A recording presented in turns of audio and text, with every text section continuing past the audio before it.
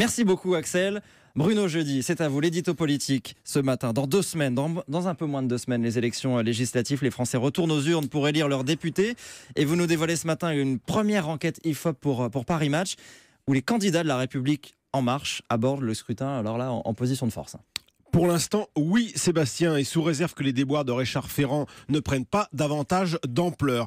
Les candidats d'Emmanuel Macron peuvent se mettre sur leur 31, selon cette enquête IFOP pour Paris Match. La République En Marche, le mouvement présidentiel, recueillerait 31% des voix en moyenne, un score écrasant qui lui permet d'envisager une majorité absolue dans la prochaine Assemblée nationale, c'est-à-dire au moins 289 députés marcheurs. Bref, une chambre en marche horizon sur le modèle de la chambre bleue horizon de 1919, ça c'est loin, ou la chambre rose élue en 81 dans la foulée de François Mitterrand. Les références sont historiques, Sébastien, parce que ce résultat, s'il se confirmait, ce serait un exploit inédit pour un mouvement politique tout neuf qui n'a aucun député sortant. À titre de comparaison, le PS avait recueilli 29,5% en 2012, juste après l'élection de François Hollande, et recueilli près de 300 sièges au premier tour.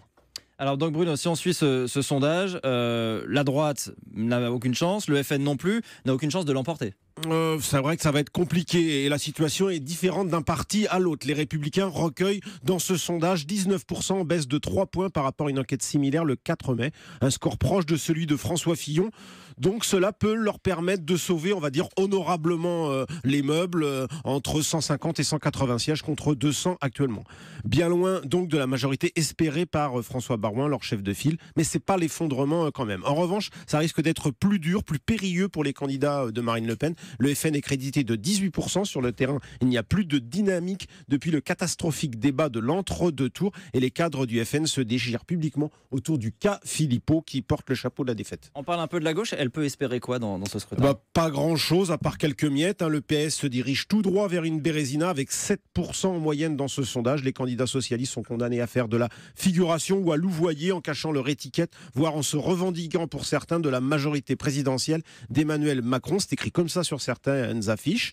Le nombre de députés PS pourrait tout simplement être divisé par 10 et tomber à moins de 30. Les candidats de la France insoumise de Jean-Luc Mélenchon peuvent espérer guère mieux, malgré les 19% de leurs champions au premier tour. Dans ce sondage, il tombe à 15 et vu la guerre avec les communistes locaux, ça va pas monter bien haut. Seule consolation, cela semble bien parti pour Jean-Luc Mélenchon à Marseille. Bruno Jeudi de Paris Match, enquête à lire dans le numéro de cette semaine. Merci beaucoup.